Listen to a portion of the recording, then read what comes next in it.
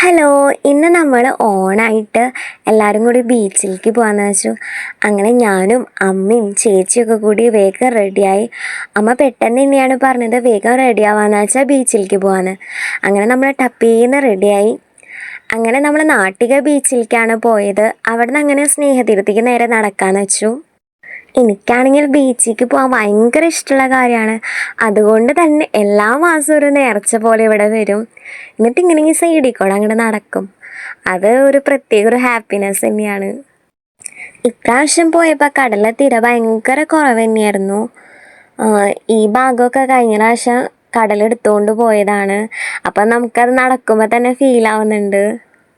അവിടെ വന്ന് കഴിഞ്ഞാൽ എൻ്റെ ചേച്ചിയുടെ പ്രധാന ഹോബി എന്ന് പറഞ്ഞാൽ ഇതാണ്, ഈ ശംഖും കക്കയൊക്കെ പറക്കുക. അതിന് വേണ്ടി തന്നെയാണ് അവൾ വരുന്നത് തന്നെ. അവൾക്ക് ഇങ്ങനത്തെ ക്രാഫ്റ്റിൻ്റെ ഐറ്റംസൊക്കെ ഇഷ്ടമായതുകൊണ്ട് തന്നെ അവളുടെ ഹോബി ഇതാണ്. നാട്ടിക ബീച്ചിൽ വലിയ തിരക്കൊന്നും ഉണ്ടായിരുന്നില്ല. സ്നേഹതീരം എത്തുമ്പോഴേക്കും നല്ല തിരക്ക് കൂടി വരായിരുന്നു.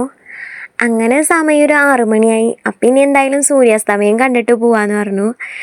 അപ്പോൾ അത് സൂര്യാസ്തമയം കണ്ടു. ബീച്ചിലേക്ക് ഇടയ്ക്കിടയ്ക്ക് വരാറുണ്ടെങ്കിലും സൂര്യാസ്തമയം ആദ്യമായിട്ടാണ് കാണുന്നത്. ഞങ്ങൾ കാലത്ത് വന്നിട്ട് നേരത്തോടെ പോവുക ചെയ്യാറ്. പിന്നെ ആദ്യമായിട്ടാണ് സൂര്യാസ്തമയം കാണാൻ പറ്റിയത്. അങ്ങനെ സമയം ഒരു 6:45 അപ്പോഴാണ് ചേട്ടൻ വന്നത്. അങ്ങനെ ചേട്ടനോട് കുറേ നേരം സംസാരിച്ചു നിന്നു.